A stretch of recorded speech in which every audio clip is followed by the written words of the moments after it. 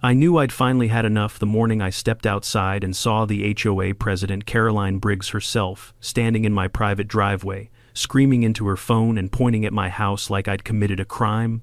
Her SUV was half parked across my concrete, blocking me in for the third time that week.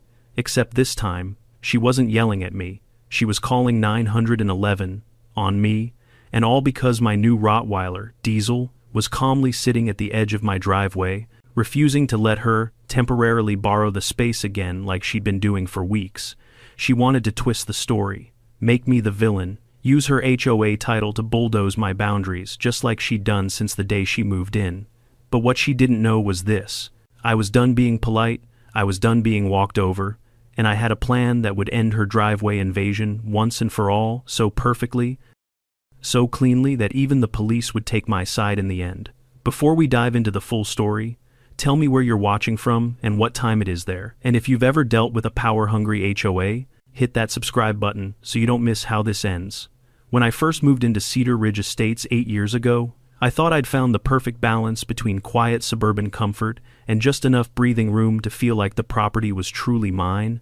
I bought my home outright, every square foot, every inch of that driveway, every slat of cedar fencing. I didn't mind the HOA. In fact, during those first few years, I barely noticed it. I was the kind of guy who maintained his yard, kept the trash bins where they needed to be, and didn't bother anyone. I assumed that meant nobody would bother me. Then Caroline Briggs moved in. She arrived with the energy of a woman who believed the world operated just slightly beneath her feet.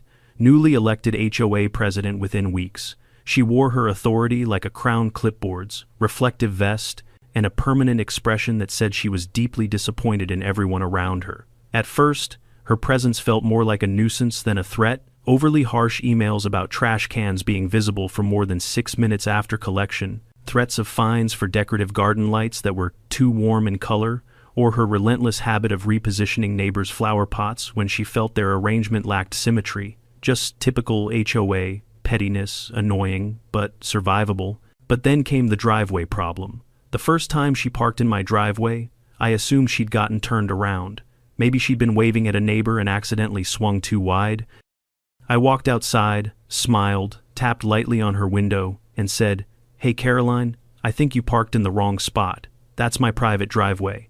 She didn't apologize. She didn't even look embarrassed. She just shrugged. "I'll only be a minute." I expected her to move the car. She didn't. That should have been my sign right there that this woman wasn't operating on the same wavelength as the rest of us, but I let it go. I told myself it wasn't worth a fight. Everyone gets stressed during moving week, right? Except it didn't stop after moving week, or the week after that. By month 2, it became routine. I'd come home from work, and her silver SUV would be angled across my driveway like it was part of the landscaping. Sometimes it blocked me from pulling in, sometimes it blocked me from pulling out, and every time, she'd emerge from somewhere, one hand in the air like she was shooing a fly. "I'll be just a minute, Mark." A minute was never a minute. The problem wasn't just the inconvenience, it was the disrespect, a subtle, steady erosion of boundaries I'd worked my entire life to secure. My driveway wasn't just concrete. It represented something personal. It was the one place no one else should have authority over. So, I tried being diplomatic. A polite conversation on a Saturday morning, a friendly reminder in an email, even a printed copy of the HOA, CC&R, highlighting that driveways are privately owned, all of it ignored. Then came the violation notice, a bright orange slip taped to my door, informing me that my trash bin had been left out for an unacceptable duration. Never mind that every bin on the street had been out the same amount of time. Never mind that Caroline herself had been the one blocking my driveway that morning, forcing me to take the long route around the neighborhood and delaying my trash run. It was clear what she was doing, retaliation masquerading as governance. Every time I confronted her, her responses felt rehearsed, dripping with superiority. "You need to be more flexible," she'd say. "Driveways are visual community assets. We all do our part." That last one nearly made me laugh. She wasn't doing anything except making sure everyone around her knew she was in charge. I started documenting everything, not because I wanted to escalate the situation, but because I could feel myself reaching a breaking point. Photos of her SUV blocking the entrance, timestamps, screenshots of the emails she sent. Even short clips on my phone when she claimed she was just grabbing a package and then vanished for 40 minutes. Still, I tried to solve it the right way. I filed an official complaint with the HOA board. The board, however, was little more than Carolyn and her loyal cheerleaders, a small group of neighbors who liked the illusion of order more than the reality of fairness. My complaint went nowhere. In fact, I received a response implying that I was being territorial and unneighborly, and that accepting occasional driveway use would strengthen community harmony. Community harmony. That phrase alone nearly made me grind my teeth. Then came the day that changed everything, not because it was the worst thing she'd ever done, but because it was the final straw. It was a Tuesday morning. I had a major virtual presentation with a new client, the kind of opportunity you wake up early for. I dressed professionally, reviewed my notes, and headed toward my car with 10 minutes to spare, and there it was, Caroline's SUV parked diagonally across my driveway, blocking me in so tightly I couldn't maneuver around it even if I'd wanted to. I knocked on her door. No answer. Called her phone, straight to voicemail. She finally strolled back 10 minutes later, latte in hand, sunglasses perched on her head. "Oh, relax," she said breezily. "You weren't leaving yet. I saw your lights off. You do realize this is my private driveway." I snapped something I rarely did. "You can't keep doing this." She smirked, unfazed. "I'm the HOA president, Mark. I'm permitted to use spaces temporarily during community tasks. What community task requires you to block my car in?" She waved the question away. "Don't be dramatic. I missed the presentation, and the client chose another contractor." That evening, I sat alone in my living room, the tension settling in my chest like a coiled spring.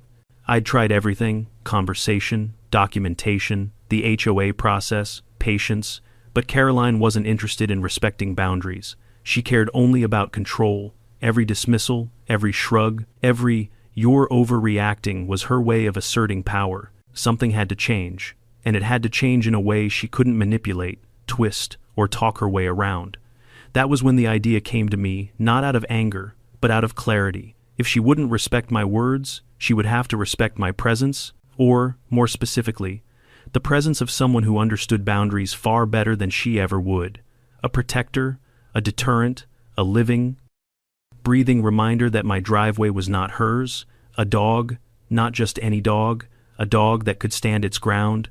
I didn't want aggression, I didn't want chaos. I wanted authority, calm, quiet, unmistakable authority. So while the sun set behind the ridge that night, painting the neighborhood gold, I opened my laptop and began searching local shelters for large breeds: shepherds, mastiffs, Rottweilers, anything with the kind of stature that made people think twice before crossing a line.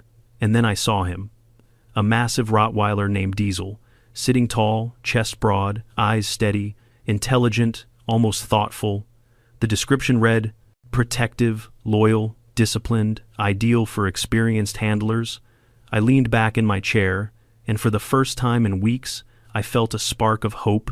I didn't know exactly how things would unfold, but I knew one thing for certain. Caroline Briggs had just parked in my driveway for the last time. The next morning, I woke up earlier than usual. Maybe it was excitement. Maybe it was the relief of finally taking control of a situation that had been draining me for weeks. Or maybe it was the simple feeling that today, something in my life was about to shift. I brewed coffee, sat at the dining table, and stared out the window at my driveway. For the first time in months, it was empty.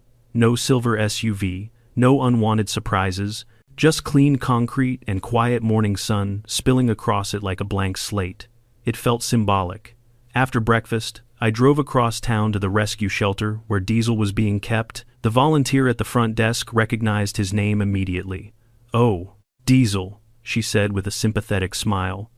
"He's a big sweetheart once he trusts you, but he's very protective. He's been returned twice because people didn't understand what a working breed really needs." I nodded. "I'm not looking for a lapdog." "Good," she said, "because he's definitely not one." When she led me into the back area, Diesel was lying in a corner of his kennel, front paws crossed, head up, ears alert. He was massive, bigger than I expected, with that unmistakable Rottweiler posture. Confident, calm, aware of everything happening in the room. But what struck me was his stillness. He didn't jump, he didn't bark, he just observed. The volunteer unclipped his kennel door. "Diesel, this is Mark. Be gentle." Diesel stood slowly, walked up to me, and lifted his head so our eyes met. I don't know how to explain it. Maybe it was projection, maybe wishful thinking, but it felt like he was assessing me, like he was deciding, on the spot, whether I was worth his loyalty. I extended my hand, letting him sniff.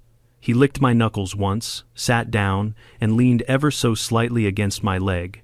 The volunteer raised her eyebrows. Well, that's a very good sign. I didn't hesitate. I'll take him. The adoption paperwork felt like signing a peace treaty with myself, a promise that I was no longer going to let Caroline push me around. Diesel wasn't a weapon. He wasn't revenge. He was a boundary, a line she couldn't cross without confronting something larger than her ego. On the drive home, Diesel sat upright in the back seat, occasionally glancing out the window at passing cars. Every time I stopped at a light, his reflection stared back at me from the rearview mirror, calm, steady, unshakable, exactly what I needed. When we arrived home, I opened the back door, and Diesel hopped down onto the driveway. He sniffed the air, paced the perimeter twice, then sat right at the edge of the concrete, facing the road like it was his natural post. "That's your spot," I murmured. "Good boy."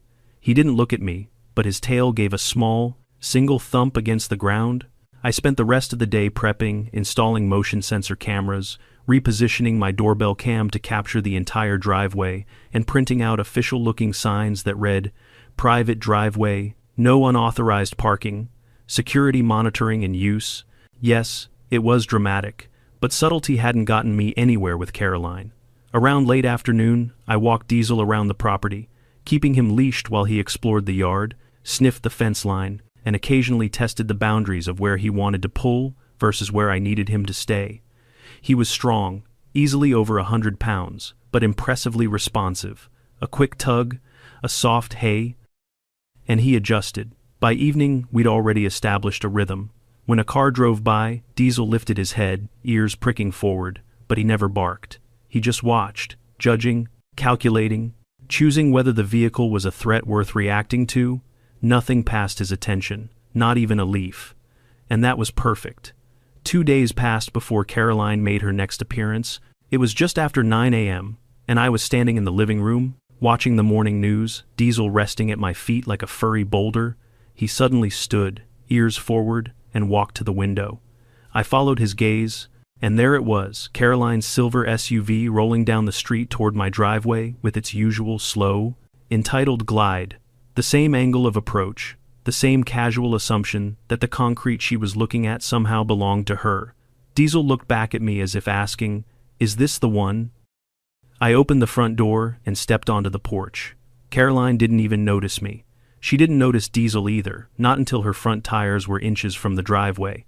Diesel walked forward, positioning himself right at the opening, tall, broad, immovable. Caroline slammed the brakes so hard her SUV dipped forward. She stared. Diesel stared back. I could practically feel the tension humming between them like a power line ready to snap. Caroline rolled down her window, face twisted in disbelief. "Move your dog, Mark." Diesel didn't move a muscle. I leaned against the porch rail. "He's on my property, and unlike some people, he respects boundaries." Her jaw clenched. "I have HOA business to handle. I need quick access." "You know that?" "No," I said calmly. "What I know is that you've been using my driveway as your personal parking space. That ends today. This is harassment." She snapped. "You trained your dog to intimidate me." "I trained my dog to guard the place he lives," I replied, "which includes my driveway." "Move him," she repeated, voice rising. "Right now." Diesel took one step forward, not aggressive, not loud, just enough to make his presence unmistakable. Caroline jerked back like he'd leapt at her. I held up both hands. "He's not attacking you. He's doing his job. If you don't want to interact with him, steer clear of my driveway." Her hand flew to her phone. "I'm calling the police." Of course she was. I didn't argue, didn't try to de-escalate. I'd played that role too many times already. Instead, I said, "Go ahead," and then I turned and walked back inside, leaving Diesel calmly watching her through the open gate. She dialed frantically. I could hear her voice escalating through the window as she spun a story about a threatening guard dog and a homeowner using intimidation tactics. Diesel wandered back to the porch, sat beside me, and placed his huge head on my knee, like he was bored with the whole ordeal. "Good boy," I whispered, scratching behind his ears. "Just wait. The truth will speak for itself." The police arrived in less than 10 minutes, 2 cruisers, lights flashing but sirens off. Small town calm, big-time authority. I stepped onto the porch as they approached, Diesel sitting obediently beside me. Caroline ran up to them immediately, waving her arms, pointing at Diesel, claiming she'd been blocked, threatened, and cornered by my dog. One of the officers asked her to stay by her vehicle while they assessed the situation. They approached Diesel cautiously, not because he was aggressive, but because protocol demanded it. Diesel didn't growl, didn't bark, didn't break eye contact with them. He just sat there like a statue of silent judgment. "Sir," one officer said, "does your dog have a history of aggression?" "No," I said, handing over his adoption papers, vaccination records, and training assessment. "He's protective, but not violent." "Did he chase her, bark at her, lunge?" "No," I said, and then motioned to my camera system. "You can see for yourselves." Within minutes, they reviewed the footage. Caroline's car approaching, Diesel walking into position, her slamming the brakes, and Diesel simply standing still. The officer exhaled slowly and turned to his partner. "Yeah, that's not aggression," Caroline overheard and stormed toward us, shouting that we were ignoring the real threat and that HOA rules supersede driveway ownership. The officer held up a hand. "Ma'am, HOA rules do not override private property rights. This homeowner has every legal right to keep you off his driveway. His dog did nothing wrong." Her face drained of color. But mine, for the first time in a long time, I felt something close to relief. And I had the sense we were only getting started. Caroline didn't take the officer's verdict quietly. Of course she didn't. The moment they finished explaining that Diesel had done absolutely nothing wrong, her entire posture shifted from outrage to disbelief, and then to something almost theatrical, like she was performing for an invisible audience that would surely validate her. She threw her hands up, pacing in a small, tight circle like a kettle about to whistle. "So, that's it," she snapped. "You're just going to let him use a dangerous dog to intimidate an HOA officer in the line of duty." Both officers exchanged a long, exhausted look, the kind you only see from professionals who deal with unnecessary drama on a near-daily basis. "Ma'am," the taller officer said, "you're not an officer, you're an HOA president. That doesn't give you authority to park on someone else's driveway or override their property rights." The shorter officer chimed in, calm but firm. "And from the footage we reviewed, the dog didn't display any aggressive behavior. He stood his ground on his property. That is not illegal." Carolyn pointed at Diesel like she was accusing him of tax fraud. "He moved toward my car. He stepped forward. That counts as nothing," the officer cut in. "If he wanted to attack, trust me, you would know." I could see the exact second her confidence cracked. Her eyebrows twitched, her mouth opened, closed, opened again. The gears were turning, but nothing good was coming out. And then she pivoted hard. "If you won't do anything," she declared loudly, "then I'll be filing a formal complaint with the county, and the board, and animal control, and I'll make sure every neighbor knows what's going on here." The officer remained unshaken. "You're free to file complaints, ma'am, but wasting emergency services is a separate issue." Caroline froze for half a second. "Excuse me, you exaggerated the emergency," the officer said. "You claimed the dog was attacking you. That's a misuse of 911. He pulled out a citation booklet. Caroline's reaction was instantaneous. Her face contorted like she'd bitten into a lemon. "You can't find me. I'm the HOA president." The officer didn't blink. "Ma'am, I can, and I will." He began writing. I didn't smile, though God knows I wanted to. Instead, I folded my arms, watching the scene unfold like the universe was finally balancing a very tilted scale. Carolyn sputtered incoherently as the officer handed her the citation. "This is harassment. This is targeted harassment. You're taking his side." "We're taking the side of the law," the officer replied. She stared at the paper as though it were written in a language she refused to learn. Then she crumpled it in her fist and threw it toward her car. That was when I knew we were on the edge of something bigger. She wasn't done, not even close, and I could see it building in her, something boiling, unreasonable, unstoppable. She turned to me slowly, hands shaking, eyes bright with fury. "This isn't over, Mark." I didn't move. It should be. The trembling in her jaw said she wasn't hearing me at all. The officers gave her one last warning to calm down before they left. Caroline didn't calm down.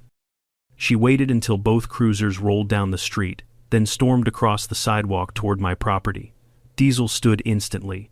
Not in a violent way, just tall, alert, ready. Caroline froze halfway up my driveway. I could see her chest rising and falling as she fought with whatever impulse was on the tip of her tongue. "Get that animal away from me," she barked. "He's not moving," I said calmly. "And neither are you. This is private property. This community doesn't belong to you," she shot back. "As HOA president, I have the authority to—" "No," I said sharply. "You don't."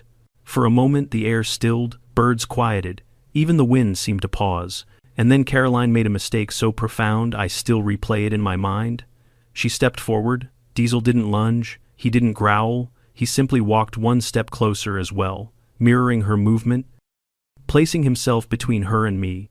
His presence alone was enough. Caroline jerked back like she'd touched fire. "This is intimidation," she shrieked. "This is a setup. You're all conspiring against me." I exhaled. "Caroline, go home." She shook her head violently. "No, no. I will not be disrespected in my own community." "It's not your community," I said. "You don't own this street. You don't own my property. You don't get to make the rules up as you go." Her breathing grew ragged, her fists clenched. For a second, I genuinely wondered whether she was about to grab something, her keys, a rock, anything. Before she had the chance, another voice echoed from behind her. "Ma'am, step back." The officers had returned. Apparently they hadn't driven far. They must have sensed she wouldn't let things go. Caroline turned toward them. "He's threatening me again. That dog is enough," the officer said, raising a hand. "Ma'am, we already addressed this situation." "No, you didn't," she exploded. "You're all letting him get away with this because he's—" The officer cut her off before she went somewhere she'd regret. "Take a breath. Back away from his property." "I will not," she screamed. She tried to march forward again. Diesel didn't move, but the officers did. They jogged up the driveway, intercepting her just before she crossed an obvious boundary. "Ma'am, stop resisting," the taller officer said. "Don't touch me," she shouted, wrenching her arm away. "I know my rights." The shorter officer sighed. Apparently not. The moment she swung her hand, not even a full swing, more like a frantic swat, they grabbed her arms, not aggressively, not violently, just firmly enough to control the situation. Caroline's shriek echoed across the neighborhood. "This is an outrage. You can't do this. I'm the OA president." "You're also trespassing," the officer said, and ignoring multiple lawful commands. Her voice rose another octave. "Let me go. I'm filing charges against all of you." But the officers had already made their decision. They turned her, cuffed her wrists, and began walking her toward the cruiser. The neighborhood came alive, doors opening, blinds shifting, neighbors whispering from their porches. One woman, 2 houses down, murmured, "Finally," another neighbor muttered. About time someone stopped her. Even kids on bicycles rolled to the curb to watch the spectacle. Caroline was red-faced, breathless, half sputtering, half screeching, as the officers guided her forward. "This is illegal. This is retaliatory. I'll sue. I'll have your badges." The officers didn't react. They'd heard it all before. And then Caroline locked eyes with me over her shoulder. "This isn't over," she spat. I met her stare calmly. "Yes," I said, "it is." When the cruiser finally pulled away with Caroline still spitting threats from the back seat, I let out a breath I hadn't realized I'd been holding. Diesel nudged my leg gently, like he was checking in. "Good boy," I whispered, scratching behind his ears. "You did everything right." As the adrenaline cooled, I finally understood something important. The confrontation today wasn't the end of the story, it was the beginning of consequence. Caroline had built her entire identity on control. Being corrected publicly by police, no less, was the kind of humiliation she couldn't bear. She'd try to fight back. She'd try to reclaim whatever power she imagined, slipping through her fingers, but she didn't know something crucial. Something I hadn't told her. Something that would change absolutely everything once it came to light. And the best part, it wasn't a threat. It wasn't revenge. It was simply the truth. A truth Caroline Briggs was about to learn the hard way. The quiet after Caroline's arrest was almost unsettling. For someone who'd spent the past 2 months inserting herself into every corner of the neighborhood, her sudden absence felt like unplugging a machine that had been humming in the background for far too long. Cedar Ridge Estates took a breath, a long, overdue exhale. But peace didn't come instantly. The morning after the incident, I stepped outside with Diesel to take our usual walk around the block. As we crossed my driveway, I noticed several neighbors casually milling about, with the weird kind of coincidence that only happens when people are dying to know what happened but don't want to be obvious about it. Mrs. Green from across the street pretended to water plants that did not need watering. The new couple 2 doors down, Sam and Lena, lingered a little too long by their mailbox. Even Mr. Henderson, who I hadn't seen outside in months, suddenly decided today was a good day to retrieve his morning paper. People weren't subtle. Morning, Mark. Mrs. Green called in a tone far too chipper for 7 a.m. Lovely weather, isn't it? I smiled politely. It is. Her eyes darted to Diesel, then to my driveway, then back to me. She opened her mouth like she was warming up to a question, but nothing came out. Instead, she just kept spritzing the same leaf over and over. Yep, definitely looking for gossip. We kept walking. As Diesel and I rounded the cul-de-sac, a white HOA golf cart turned down the street, rolling toward us. I tensed for a moment. Old habits die hard, but when it pulled up to the curb, I saw it wasn't Caroline at the wheel. It was Jim. Jim Carter had been on the HOA board for years and was widely regarded as one of the few decent human beings in Cedar Ridge governance. He was in his mid-60s, wore glasses that always sat a little crooked, and carried the exhausted aura of someone who had tried for years to keep the peace while being outnumbered by louder personalities. He parked beside me and removed his cap with a sigh. "Mark," he said, "mind if I walk with you a minute?" "Not at all." Jim climbed out of the cart, fell into step beside us, and lowered his voice. I heard about what happened yesterday." "Did you?" I replied, though of course I knew the entire neighborhood had. Jim frowned. "Look, I want to apologize. What Caroline did, none of that reflects the board as a whole." I raised an eyebrow. "Doesn't it?" Jim winced. He knew I had a point. "She's been pushing the limits for a while," he admitted, throwing her weight around, making decisions without consulting anyone, writing citations without approval. "You're not the first one she's targeted." I stopped walking. "So why hasn't anyone said anything?" He shrugged helplessly. "It's complicated. She gets aggressive when challenged. Some people are afraid of conflict, some want to avoid drama, and some, frankly, don't care enough to fight her." "Sounds about right," I muttered. Jim cleared his throat. "The board is having an emergency meeting tonight. Without her, we need to decide what to do next." I didn't respond. I wasn't sure what he expected from me. Jim continued. "If you're willing, we'd like you to provide a statement about the driveway issues, the false citations, the police involvement." "Ah, there it was, Jim," I said gently. "I'm not trying to run a crusade here. I just want to be left alone." "I know," he said quickly, "and you should be. But this incident, it's bigger now. People finally saw her lose control. They saw the officers take her away. If there was ever a time to address her behavior, it's now." Diesel nudged Jim's leg, as if impatient with the conversation. Jim smiled nervously and took a step back. "Big boy, isn't he?" "Big enough," I replied. Jim nodded, adjusted his cap, and climbed back into the golf cart. "I'll email you the meeting details. Hope you'll consider joining." With that, he drove off, leaving me in the middle of the cul-de-sac with a Rottweiler who seemed far more decisive than the entire HOA board combined.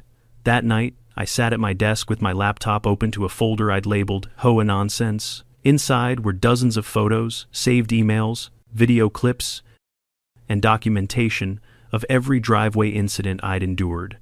At first, I'd collected the evidence because I needed validation that I wasn't imagining the harassment. Now, apparently, it was evidence in an actual HOA proceeding. Funny how life works sometimes. As I looked through the files, a thought surfaced, one I hadn't fully acknowledged until this moment. Caroline hadn't just been annoying. She'd been abusing her position, weaponizing a homeowners association to push around anyone who didn't conform to her vision of perfect community order. And I wasn't just irritated anymore. I was tired of bullies. I clicked print all. By the time the stack of papers landed in the tray, Diesel had curled up beside my chair, snoring softly. I reached down and scratched his head. "You and I said quietly, "are about to shake this place up a little." He didn't wake, but his tail thumped once. The emergency meeting was held in the community clubhouse, an oddly grand building with chandeliers, beige walls, and carpet that smelled permanently like potluck casseroles. When I walked in, half the neighborhood was already there. People whispered as I passed. Not hostile, whispers, supportive ones, curious ones, surprised ones. A few even nodded at me in acknowledgement. Word had gotten around. I took a seat near the front, next to Mrs. Green, who immediately leaned in with excitement she couldn't contain. Is it true she tried to march up your driveway after the police told her not to? It's true. She sucked in a breath. Good heavens. I knew she was intense. But that's another level. At the front of the room, Jim stood behind a folding table with two other board members, Linda, who managed landscaping contracts, and Stuart, who looked like he'd rather be anywhere else. Jim cleared his throat. Thank you all for coming. As you know, circumstances require a discussion about recent behavior from our HOA president. Murmurs rippled across the room. Jim gestured toward me. We've asked Mark Reynolds to provide a full account of what happened yesterday and the weeks leading up to it. I stood, walked to the front, and placed my folder of documents on the table, and I told the story, not with theatrics, not with exaggeration, just the truth. How Carolyn had used my driveway, how she'd dismissed my concerns, how she'd issued retaliatory citations, how she'd called 911 with a fabricated emergency, how she'd ignored police instructions and trespassed onto my property. Every piece of evidence backed it up, every timestamp aligned, every clip made her behavior undeniable. When I finished, the room sat in a stunned silence. Then the comments started. She fined me for leaving my hose out for 5 minutes. She told my husband he had to repaint our shutters because she didn't like the shade. She threatened to tow my daughter's car even though it was legally parked. She said my wreath was seasonally inconsistent. One woman, red-faced with frustration, stood up and said, she told me my welcome mat was passive-aggressive. For the first time since moving here, I felt like the neighborhood was united, bound together, not by shared rules, but by shared exhaustion. Jim finally raised his hands for quiet. Based on the evidence presented, the board will vote on whether to temporarily suspend Caroline Briggs from her duties, pending a full review. The vote wasn't close. 3 seconds later, the board announced that Caroline was officially relieved of her position until further notice. The clubhouse erupted in applause. I didn't celebrate. I didn't need to. I just felt the weight in my chest lighten, like a pressure valve had been released. But deep down, I also knew something else. Caroline wasn't going to go quietly. Not after this. Not after being publicly embarrassed. Not after losing the authority she clung to like oxygen. No, this wasn't the end. It was the beginning of the next storm. And I had the uneasy feeling that Diesel and I were going to be right in the center of it. Caroline didn't show her face for 2 days after the emergency HOA meeting, and honestly, that brief stretch of quiet felt almost unnatural. I had grown so used to her SUV edging into my driveway, her clipboard tapping against her wrist like a metronome of irritation, that the absence of conflict was strange, peaceful, yes, but almost suspicious. Like the calm that settles right before a thunderstorm rolls in from behind the ridge. On the morning of the 3rd day, I stepped outside with Diesel, coffee in hand, feeling the crisp air, appreciating once again how the silence made the neighborhood look almost picturesque. Kids waiting for the school bus, neighbors walking their dogs, sprinklers clicking across manicured lawns. It was the kind of peaceful scene HOA brochures loved to brag about. For the first time in months, Cedar Ridge really felt like the community I'd imagined when I moved here. But peace rarely lasts long when someone like Caroline Briggs is involved. Diesel suddenly stiffened beside me, ears forward, tail low, not in fear, but in focus. He had a way of detecting tension before I did, like he could smell trouble. I followed his gaze to the far end of the street. Carolyn's silver SUV had returned. She drove slower this time. No wild speed, no reckless confidence, just a slow, creeping roll toward my property, as if she was stalking from a distance, collecting data, rehearsing. Diesel watched her the entire way, unmoving, a sentinel carved from muscle and discipline. I didn't move either. Caroline stopped her SUV directly across the street from my driveway. She didn't get out, she didn't wave, she didn't yell. She just sat there behind the tinted glass, staring. Minutes passed. Finally, the driver's window rolled down. Caroline leaned out, sunglasses covering half her face. "You think you've won, don't you?" she said, her voice steady but laced with venom. I didn't respond at first. I wasn't going to take the bait. "Caroline," I finally said, "I'm not interested in winning anything. I just want you to stop violating my property." "So dramatic," she snapped. "You and your stupid dog are making everyone think I'm some kind of criminal." "I didn't make anyone think anything," I replied. "Your actions did." She clenched her jaw so hard I could see the muscles twitch. "Don't worry," she said through her teeth. "I'm working on something. You'll see." Then she drove off abruptly, tires squeaking, not peeling out in anger, but in frustration that didn't know where else to go. Diesel exhaled sharply, like even he was tired of her. I glanced down at him. "Yeah," I muttered. "I have a feeling she's far from finished." At the HOA board's request, I stayed in regular contact with Jim over the next few days. He updated me on the formal suspension process, the complaints being reviewed, and the fact that several board members were quietly relieved to finally have the chance to address the problems they'd been avoiding. But the more the board talked about Caroline, the more I realized just how many skirmishes she had created across the community. She fined a retired couple for hanging a hummingbird feeder too low. She threatened to tow a teenager's car for being parked at an angle she personally found unacceptable. She told a widower his porch chair cushions clashed with the HOA color palette. She issued a citation to a woman for having too many ceramic frogs in her garden. And the worst part, most people had simply complied, not because she was right, but because they didn't want to deal with her wrath. Her power had never come from authority. It came from intimidation. And now that intimidation had backfired, Jim called me one evening with an update. "It's not official yet," he said, "but I think the board is going to move for permanent removal." "That makes sense," I said. "But be prepared," Jim added. "She's not going to accept it quietly. I never expected her to." We hung up. I turned to find Diesel lying at the doorway, blocking the entrance like he always did at night, never fully asleep, just resting, ready. "You might be getting busier soon," I said to him. He blinked, unimpressed. The next incident came sooner than expected. It was a Saturday afternoon. I had decided to do some yard work, raking leaves, clearing gutters, the kind of chores you only do when you're trying to distract yourself from impending chaos. Diesel lounged near the porch, eyes half open, soaking in the sun like a solar panel. I had just gathered the last pile of leaves when I noticed a car I didn't recognize pull into the neighborhood. It wasn't a neighbor's vehicle.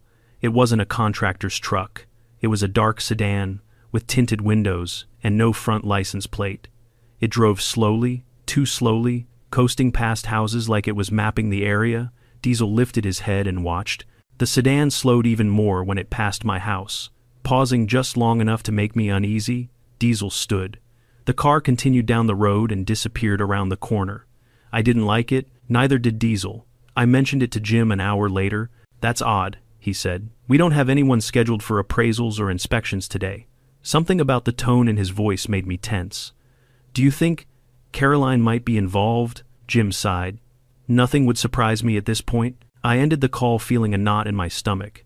That night, around 11 p.m., I heard something that instantly sent adrenaline through my veins. The sound of footsteps outside my house. Not heavy, not subtle, just slow, creeping steps across gravel. Diesel reacted before I could even stand. He bolted to the front window, hackles raised, letting out a low rumble I had never heard from him before. I approached the window and peeked through the blinds. Someone stood in the shadows near the corner of my property. Not a neighbor, not a kid, an adult, hooded, tall, intentionally trying not to be seen. He was holding something in his hand. Diesel growled deeper, chest rumbling like distant thunder. Then the person stepped closer, just enough for the motion sensor light to flick on. The bright white beam flooded the driveway, illuminating the trespasser, and I felt my stomach drop. It wasn't some stranger. It was Caroline. What she held in her hand wasn't a clipboard. It was a stack of papers and a camera. She raised the camera and took multiple photos of my house, my yard, my windows, my security sign, everything. Diesel barked, loud enough to shake the glass. Caroline flinched. Stepping back, I flung the door open. "Caroline!" She froze, her face pale and strained in the light. "What are you doing on my property?" She lifted her chin, a brittle, fragile defiance. "Gathering evidence. For what? For your violations." I stared at her, speechless. "You've been suspended from the HOA. Temporarily, she hissed, and I will get reinstated. But first, I'm documenting all the rule-breaking happening at your house. What rule-breaking? The dog, the cameras, the signs, the landscaping that's not in compliance, the— Caroline, I interrupted. Everything I've done is within HOA regulations. You think that matters? She snapped. Once I'm back in charge, I'll rewrite the rules if I have to. Diesel stepped forward, planting himself between us. Caroline backed up instinctively. This isn't over, she said again, breath trembling. It won't be over until I say it is. Then she turned and hurried back toward the street, disappearing into the dark. I stood there for a long time, watching the shadows, listening for any hint she might return. Diesel didn't move from his post. Eventually, I closed the door and locked it. I realized then that the storm hadn't passed. It had only started gathering strength, and if Caroline was willing to sneak onto my property in the middle of the night to take photos, then her next move would be even more desperate, something bigger, something reckless, something dangerous. Diesel sat beside me, watching, waiting. I placed a hand on his head. Good boy, I whispered. Stay close. Tomorrow's going to be a long day. By sunrise the next morning, I was already awake, sitting at the kitchen table with a cup of coffee I'd completely forgotten to drink. Diesel lay at my feet, but even he sensed something was wrong. His sleep was light, ears twitching at every small noise outside. I kept replaying the image of Caroline in my driveway the night before. The shadows across her face, the stack of papers, the camera, the way she said, "It won't be over until I say it is." Normal HOA presidents don't sneak onto private property at 11 p.m. Normal people don't behave like trespassers casing a house. This wasn't a rule dispute anymore. This was obsession. Around 7:30 a.m., I heard footsteps on the porch. Diesel lifted his head and emitted a low growl, not aggressive, just alert. I checked the peephole. It was Jim. I opened the door. "You're up early." He removed his cap. Tired lines etched across his face. "Mind if I come in?" I stepped aside. Diesel sniffed him, relaxed, then lay back down near my chair. Jim sat, exhaling heavily. "We need to talk." "That sounds serious." "It is," he said. "Caroline showed up to the HOA office this morning." I blinked. I thought she was suspended. "She is?" "But she stormed in anyway. Told the administrative assistant she was still the rightful president and demanded records. She said she was filing a petition to overturn her suspension based on unlawful bias." I rubbed my temples. "She's spiraling." "That's not the half of it," Jim continued. "She accused the board of conspiring with you, said we were weaponizing the HOA against her, said you'd been harassing her for months." A humorless laugh escaped me. "That's rich." Jim nodded. "She also claimed you set a dog trap for her." "A dog trap?" I repeated. "What even—" "I know," he said, waving a hand. "It's nonsense, but she's trying every angle she can think of." "And Mark? I don't think she's done escalating." "Yeah," I said slowly. "She was on my property last night." Jim stared at me, eyes wide. "Doing what?" I told him everything, the camera, the photos, the threats. Jim sunk deeper into his chair. "Jesus," he murmured. "This is worse than I thought." "What's our next step?" I asked. Jim hesitated. "Honestly, we may need to involve someone above the HOA, county code enforcement, possibly even law enforcement. For trespassing. For harassment," Jim corrected. "Persistent harassment, fueled by her abuse of authority. The board will back you. You have evidence. And judging by how erratic she's become, I think she's close to crossing a line she can't walk back." I nodded slowly. "Then let's get ahead of it." Jim left soon after, promising to call an emergency board meeting that evening. As soon as he was out of sight, I looked down at Diesel. "We're not done yet, buddy." He thumped his tail twice, as if he understood exactly what was coming. The rest of the day crept by with uncomfortable stillness. Diesel remained on alert, following me room to room, checking the windows, pacing whenever a car passed. By late afternoon, I noticed something strange. A white sedan, different from the dark one I'd seen earlier, kept driving around the block. Slow, measured, almost deliberate. It circled once, twice, a third time. Each time, Diesel bristled, tail stiff, eyes following it like a predator tracking prey. By the fourth pass, my patience snapped. I walked out onto the sidewalk, waving my arm to flag the driver down. The vehicle slowed, then accelerated sharply and disappeared around the corner. I stood in the street for a long moment, anger rising in my chest. This wasn't coincidence. This was surveillance. Night fell, and with night came the true tension. I barely slept the night before, and the exhaustion clung to me like residue, but adrenaline kept me moving, alert to every sound outside. Diesel positioned himself in the hallway near the front door, a silent sentinel. At exactly 9:17 p.m., my motion sensor camera pinged on my phone. I snatched it immediately.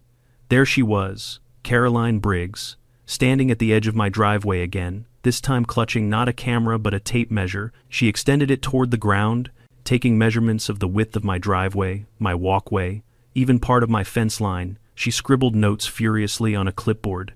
As if that wasn't enough, she crouched down and pressed something against the edge of my driveway. I zoomed in, her cell phone, recording. I stepped outside. Caroline, she jolted upright, spinning around. Her face was pale in the glow of the street lamp, eyes wild, hair messy as if she'd been pacing for hours before working up the nerve to come here. "What do you think you're doing?" I asked. "Documenting violations," she snapped. "There are no violations. There will be," she said, voice trembling with manic certainty. "I know what you're hiding." "Hiding," I repeated. "What exactly do you think I'm—" "You've been manipulating this entire neighborhood," she hissed, "turning people against me, using that animal to intimidate me." Diesel stepped onto the porch behind me, massive silhouette framed against the light. Caroline flinched so violently she nearly dropped her clipboard. "Call him off." "He's not coming near you," I said firmly. "He's here for my safety." "My safety is the one at risk," she shrieked. "No," I said. "Your behavior is out of control, and this needs to stop." Something inside her cracked at that. Her shoulders slumped, then straightened, then slumped again. She seemed unsure whether to cry or scream. Finally, she whispered, "You ruined everything." Then she stepped back, into the street, into the path of an approaching police cruiser. The cruiser braked immediately. I blinked. But Caroline didn't. She marched straight to the officer's window and began pounding on it with the palm of her hand. "You," she yelled, "arrest him now." Diesel barked once sharp, explosive at the sudden escalation. The officer stepped out. "Ma'am, calm down." "No," she screamed. "He's threatening me. He's recording me illegally. He's using that beast to stalk me." "Ma'am, stop. You don't understand. He's the one who should be handcuffed. He's—" "Ma'am," the officer repeated, more stern now. "You need to step back." Her voice cracked. "I won't." She shoved the officer. A collective gasp echoed from the houses lining the street. Porch lights flicked on one by one. The officer grabbed her wrists. "Ma'am, you're under arrest for assault and—" "No," she wailed. "No. This is his fault. This is all his doing." She jerked back violently, nearly knocking herself off balance. "Stop resisting," the officer warned. "I will not." The struggle lasted only seconds. Soon the officer and his partner had her restrained and cuffed. She was still screaming my name as they guided her into the back of the cruiser. "This is your fault. This is your dog. This is your plan. I'll destroy you for this." Her voice grew distant as the cruiser pulled away, but the echo of her rage lingered in the air like smoke after a fire. The neighborhood went silent. Diesel pressed against my leg, steady and grounding. I exhaled slowly. It was over, or, at least, the worst of it was, but I knew one thing as I stood beneath the streetlight, watching the patrol car disappear. The fallout had only just begun, and the next part, the part where everything unraveled for Caroline and the HOA she used as her kingdom, was already in motion. The night Caroline was taken away for the second time felt strangely quiet, not peaceful quiet in that tense, suspended way a neighborhood feels after witnessing something explosive. People lingered at their windows long after the cruiser disappeared. Blinds slightly cracked, porch lights glowing like watchful eyes. Diesel rested beside me on the porch, the weight of his head warm on my knee. While I tried to process everything that had just happened, Caroline wasn't just spiraling now, she was free-falling. And even though I'd done nothing to provoke her, nothing to escalate the situation, I knew deep in my bones she would come back from this angrier, more desperate, and more determined to reclaim the power she believed belonged to her. But for the moment, the night settled. Around 1 a.m., Diesel finally nudged me with his nose, his way of telling me I'd been sitting too long in one place. With too many thoughts swirling in my head, I stood, locked up the house, and tried to get some sleep. Tomorrow would bring fallout. I just didn't realize how much. I woke to a knock on my door at 8:12 a.m. Diesel reached it before I did, sniffing, then relaxing once he recognized the scent. When I opened the door, Jim stood there, clutching a folder stuffed with documents. His expression told me everything before he said a word. "Well," he sighed, "things have escalated." "They were already escalated," I reminded him. Jim nodded. "And now the county is involved."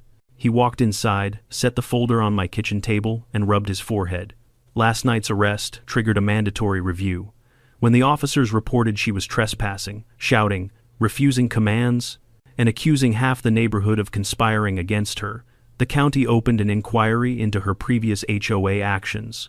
"What does that mean exactly?" I asked. "It means they're investigating her entire tenure as president. Every fine, every citation, every decision she ever signed off on." That explained the stack of documents. "And," Jim continued, lowering his voice, "your footage is the strongest evidence in their file." Diesel sprawled across the floor beside me, looking up as if he understood his star witness status. "What are they planning to do with the evidence?" I asked. Jim exhaled. "Disciplinary action, mandatory removal, and, possibly the big one, civil penalties for abuse of authority." I blinked. "Civil penalties? Against her personally?" "Yes," he confirmed. "Not the HOA. Her." For a moment, I felt a flicker of something like pity. Caroline had built her entire identity around controlling Cedar Ridge. She lived, breathed, and weaponized her position with tunnel vision obsession. To her, the HOA wasn't a volunteer role. It was a crown, and now that crown was being melted down in front of her. But then I remembered her screaming at police officers, her trespassing into my yard in the dark, her filing false citations, her calling 911 over nothing, her standing with a tape measure in my driveway, convinced she could prove I was breaking some rule she hadn't even invented yet. No, pity wasn't the right emotion. Relief was. Jim tapped the folder. "The board is voting tonight. If all goes well, she'll be permanently removed." "And if it doesn't go well?" I asked. Jim shrugged. "Then we'll deal with whatever nonsense comes next." By mid-afternoon, the neighborhood had fallen into a strange quiet again. People walked slower, conversations hushed when I passed by. Not out of avoidance, if anything. There was a new kind of respect there, as if Diesel and I had stood against something bigger than an HOA, that we'd confronted a bully no one else knew how to confront. A few neighbors waved. Mrs. Green even brought over a plate of banana bread and whispered, "You didn't deserve any of that nonsense, dear." "I hope it's finally coming to an end." I thanked her, though I wasn't convinced yet, because Caroline wasn't predictable, and people like her didn't surrender quietly. By 5 p.m., I put Diesel's leash on and took him for a walk, anything to ease the knot in my stomach. He trotted beside me, head high, protective but relaxed. We rounded the corner near Lot 18, the house with the always crooked shutters, when a familiar car caught my eye. A silver SUV, parked halfway down the block, facing my direction. My chest tightened. "Caroline?" I whispered under my breath. Diesel stiffened, confirming it. He recognized her scent or her presence before I even saw her. The driver's side door cracked open, and she stepped out. Her hair was disheveled, her clothes wrinkled, her eyes wide with something between panic and fury. She looked like she hadn't slept. Like every ounce of control she'd ever clung to had slipped through her fingers overnight. "Mark Reynolds," she shouted. Neighbors peeked from porches. A curtain shifted across the street. I held onto Diesel's leash firmly. "Caroline, go home." "You did this to me," she yelled, voice cracking. "You turned everyone against me. You ruined my reputation." "I didn't ruin anything," I said. "Your actions caught up with you." "Lies," she screamed. "You manipulated the board. You manipulated the county. You staged everything." Diesel growled, not loud but deep, a warning resonating from his chest. Caroline's eyes darted to him. "You trained that animal to threaten me." I shook my head. "Diesel isn't a threat unless you make yourself one." She clenched her fists. "I'll fix this. I'll fix all of it." She took a step forward. Diesel positioned himself in front of me, body tense, tail straight. "Caroline," I warned, "don't come any closer." But she was shaking now, not with fear, with something more unhinged. This community was mine to run, mine, and you destroyed it. A car horn blared from behind us. police? Again. 2 cruisers pulled up, lights flashing but no sirens. The officers stepped out, familiar faces by now. "Ma'am," one officer called, "we need you to stop right there." Caroline ignored him. She took another step. Diesel barked loud and sharp. Caroline screamed and stumbled backward, tripping over the curb. The officers rushed in immediately. "Ma'am, stay where you are." "No," she shrieked. "He's attacking me. Arrest him. Arrest." Her words were cut off as 2 officers gently but firmly restrained her arms. She fought, screamed, kicked at the pavement, insisted Diesel had lunged at her, even though half the street and 2 police body cams had witnessed the opposite. Within moments, she was in handcuffs again. This time, she wasn't yelling at me. She was sobbing, broken, unraveled. As she was guided toward the cruiser, she looked back at me one last time, not with hatred, with confusion, as if she still didn't understand how everything had gone so wrong. "Why?" she whispered. "Why are you doing this?" I answered honestly, "I'm not doing anything." "Caroline, you are." She lowered her head. The cruiser doors closed. Diesel leaned against me, calming now that the threat had passed. For the first time, I truly believed the storm was finally over. The following evening, the HOA board held another meeting. This one brief, decisive, unanimous. Caroline Briggs was permanently removed as HOA president. She was banned from holding any board position for life. The citations she had issued were voided. New bylaws were written to prevent any single person from wielding that much authority again. And as for me, the board publicly apologized. Neighbors applauded. Jim shook my hand firmly and said, "Thank you for standing up. You reminded us what leadership actually looks like." I glanced down at Diesel. "He did most of the work," I said. Everyone laughed, but they knew. Diesel hadn't been a weapon. He'd been a boundary, and in a community ruled by someone who ignored every boundary imaginable, he'd been exactly what we needed. As I walked home under the streetlights, Diesel trotting confidently at my side, I felt something I hadn't felt in weeks. Safety, relief, closure, but most of all, my driveway was finally mine again. In the end, this whole ordeal taught me something far bigger than how to deal with an out-of-control HOA president. It taught me that boundaries matter, not just the physical kind painted on concrete, but the personal kind we draw around our dignity, our peace, and our right to live without fear of someone abusing their authority. People like Caroline don't crumble when you yell. They don't stop when you ignore them. They stop when you hold firm, stay consistent, and refuse to let their chaos become your normal. If you've ever dealt with a bully HOA or otherwise, remember this. You don't need to shout to stand your ground. Sometimes you just need clarity, patience, a little documentation, and in my case, one very good dog. Comment below if you've ever faced an HOA nightmare, and subscribe so you don't miss the next story. Tap the link and watch the full video. And if you're not sure where to watch it, just click the title above.